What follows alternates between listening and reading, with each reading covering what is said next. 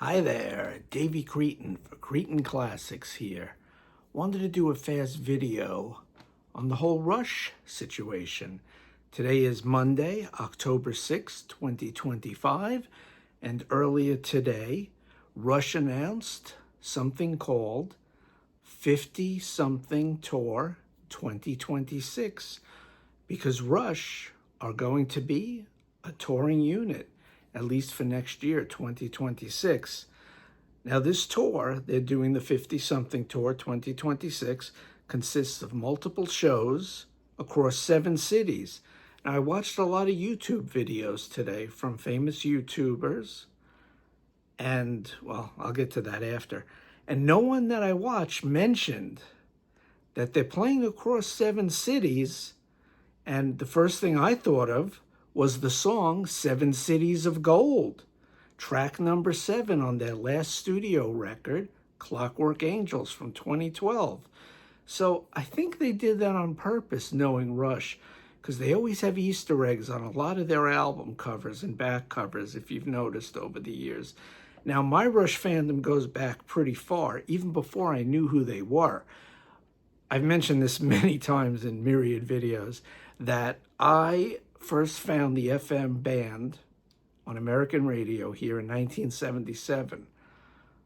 So in 1978, maybe it was 1979, by then I was taping stuff on my stereo system off radio. That's what we used to do. We used to hear a song or wait for a particular song and tape it onto a blank tape. I started out with a brand called Ampex, of all things, then moved on to TDK, eventually Maxell. I was a Maxell man, as I used to say. But I taped a song that had a really cool guitar riff, and it was either somewhere late 1978 or 79. And the song came on the radio. I said, oh, this sounds cool. So I hit record, and I didn't find out who it was until years later that I actually bought the record. Turned out to be Circumstances by Rush from the Hemispheres album. Because the song came on, it had a melodic verse and then this heavy chorus where the singer just screamed. And a few years later, I got turned on really to Rush with the whole Permanent Waves album, the early 80s. And I remember the first album I bought was definitely Moving Pictures. But I heard the few hits that the radio played from Permanent Waves. So I've been a Rush fan, I would say, since, let's say, 1980. So for 45 years, I've been a Rush fan. My first concert that I saw by Rush, the Power Windows Tour in 1986 at the Nassau Coliseum, and I saw them tour every studio record at least one time. So I estimate I've seen the band maybe 12 to 14 times from 1986 through about 2014 or so. Saw them a lot of times. Great band. Love them. Big fan for many years. So getting back to the news. They made this tour. It's 12 dates, 7 different locations, 7 cities, 7 cities of gold, so to speak. Saturday, June 7th, LA, California, through Thursday, September 17th in Cleveland, Ohio. As all the Rush fans know, they got their big break in America, Cleveland, Ohio. Donna Halpern played Working Man on WMMS, and that got him their big break in America. So they're starting in California, where the last tour ended in 2015. That was the last live Rush show with the 3 main band members. Of course, Neil Peart has since passed, unfortunately. But this, I don't think is, well, I'm going to mention this right now.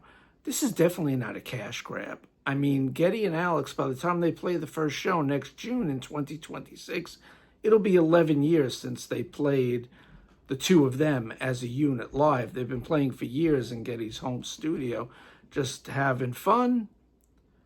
It's not a cash grab. These guys don't need the money.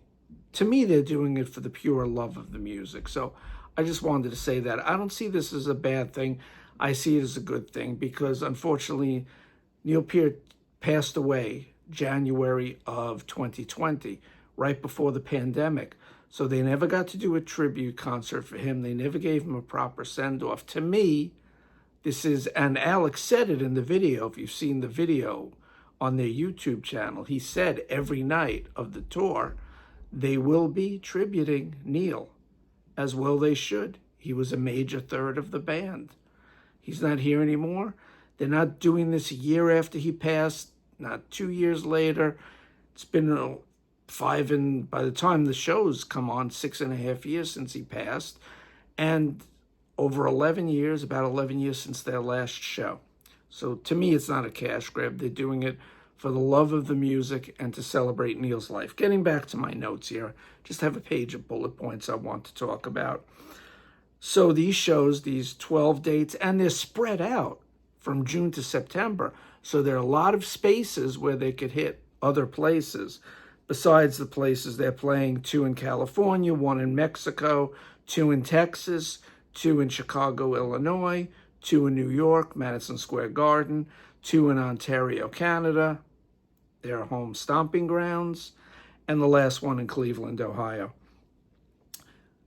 They tricked everyone. For years, everyone's saying, if Rush got back together, who would be the drummer? Would it be Marco Miniman? Would it be Mike Portnoy? Would it be Chad Smith? Would it be Dave Grohl? It could have been any number of famous players, either from the hard rock, heavy metal, classic rock, progressive metal community. But these guys went a totally different way. They picked a relatively unknown, I mean, she's known within her community, a German drummer, composer, and producer. I'm going to try to get her name right. Anakah Niles, double L on Niles, Nilles. She's played with Jeff Beck. She has her own band called Neville, that's spelled Nevell, double L again. And she has 4 solo albums. Now, I was watching YouTube clips for, I'd say, almost an hour and a half today, about 15, 16 different videos of her, some with Jeff Beck, a lot with her band. Jazz fusion. This is jazz fusion. And the players are great. And her playing is great. She's an excellent drummer from what I could see. Not that I'm a drummer, but the fills she does and the timing and the funkiness, really good. So I didn't know anything about her. I've never heard of her. She's known in the jazz community. She's been on the Drumeo channel, which oddly enough, I just started watching a lot of clips on Drumeo just this past weekend. So I'm going to have to check out her clips on there because I know she's been on there, but I didn't click on them because I had no idea who she was. Now I know. Now the whole world knows. Now, because this is jazz fusion, I went to a big main source. I messaged Mr. from Sea of Tranquility. You've seen him on Tom Carlos's Carlos Mania channel, which I'll be back on next month in November. Little side promo there. I asked George LeMay of Sea of Tranquility. He has the 4 Fusion Friday show with, of course, the great Eric Porter. I messaged George and I said, do you mind if I ask you, do you know who this is? Do you know Anakah Niles? And I'm going to quote George here. I wrote down what he said. Quote, she's excellent. I own a couple of her solo albums. Nothing about the Rush gig will be too big for her. End quote. That's what George told me. George knows his stuff. I trust George because he is a music scholar, especially when it comes to jazz fusion. George is a drummer and a huge Rush fan too.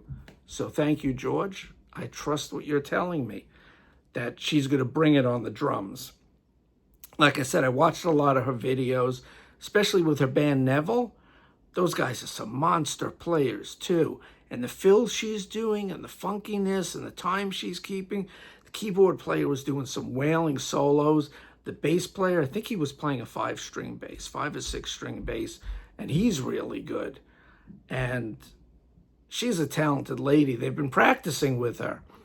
They said they just have to teach her some of, Neil's little idiosyncrasies, but I'm sure she'll fit in fine. So far, they've rehearsed 35 songs, which is a lot of songs. So during the tour, they're going to flip it around a little. They won't be playing a static set, which is great, because one of the things that personally I don't like about bands that I love is when they do the same darn set every night. I'm not going to name any bands that do that, but that was the thing I always admired about the Grateful Dead and the jam bands. They just go with it, and sometimes they don't even have a set list written out. Mike Portnoy, whom I mentioned before, he did that back in the day when he was with Dream Theater. Just flip the songs around every night. That's how you keep things interesting. So they're going to be flipping songs, which is great. 35 songs. And by the time next year, 9 months from now that they tour in June, I'm guessing they'll be doing 45, 50 songs and rotating them. Now, Geddy and Alex both mentioned an extra touring member on keyboards. I think this is a great idea. Now, I hope whomever they get, and it's funny because Anthony Ferraro, also from Sea of Tranquility on Facebook, he made a post, Geddy and Alex's new unknown keyboard player from the tour. And I was looking at the picture. I said, who is this guy? Then I realized he posted a picture from the 70s or early 80s of a young Eddie Jobson. Eddie Jobson would be good. I mean, he could sing backing vocals, and that's why I bring this up. Whomever they get to play keyboards with him should be a strong singer, because one of the bones of contention that I have with Rush, anytime I saw them live, and I saw them from 86, almost 40 years or 30 years on to 2016, 2015, you know what I mean, till the final tour there. They always used pre-recorded vocals live.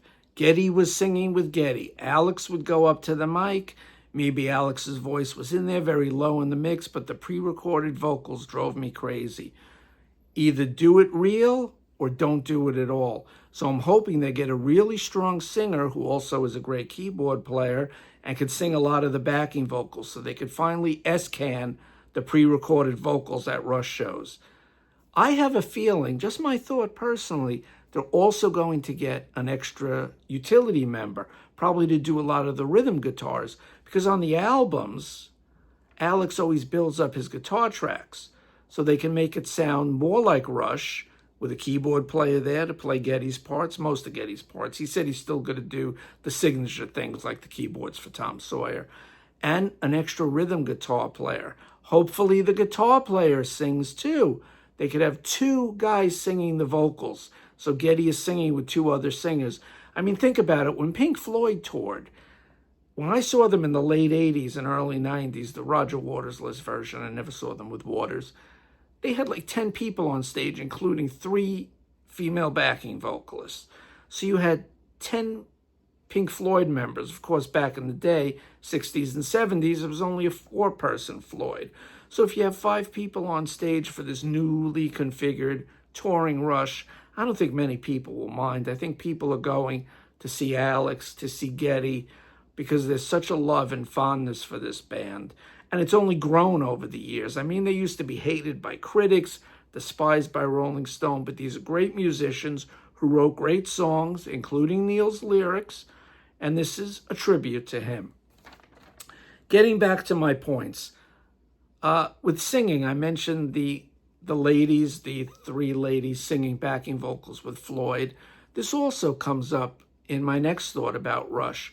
Will they be lowering the keys for the songs to make it easier for Geddy to sing? Because Geddy's an older man now. He's not 30, he's not 40. He's in his 60s, late 60s. So his voice isn't what it was. I'm a lot younger. Well, not a lot. I'm a little younger. And my voice isn't what it was. So will they be doing that? Will they do it for certain songs and not for other songs? Remains to be seen, but it's an interesting question, just a thought I had about this whole thing.